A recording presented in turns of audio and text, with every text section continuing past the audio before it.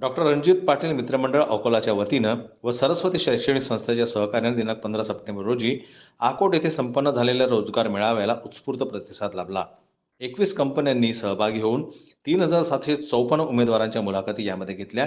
यापैकी 1,522 पदांसाठी उमेदवार निश्चित केले. सुमारे 300 नियुक्ती पत्र जिथच्या तिथेच दिलेत. उर्वरित नियुक्त्यांचे पत्र आवश्यक प्रशासकीय पूर्ण करून लवकरच पोहोचवले जातील. 300 युवकांना मेळाव्याच्या ठिकाणीच नियुक्तीपत्र देण्यात आलेलं आहे. भव्य रोजगार मेळाव्याचं उद्घाटन समारंभाच्या अध्यक्षस्थानी कॅप्टन सुनील डोबाळे तर उद्घाटक म्हणून माजी राज्यमंत्री डॉक्टर रणजित पाटील उपस्थित होते.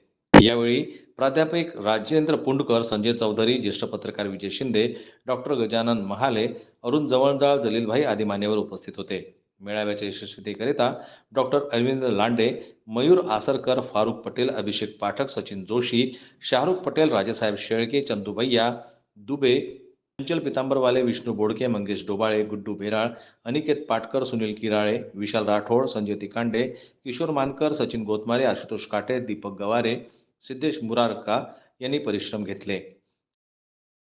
जनमत लाईव्ह न्यूज करता प्रतिनिधी देवानंद खिरकर यांची रिपोर्ट, आकोटहून.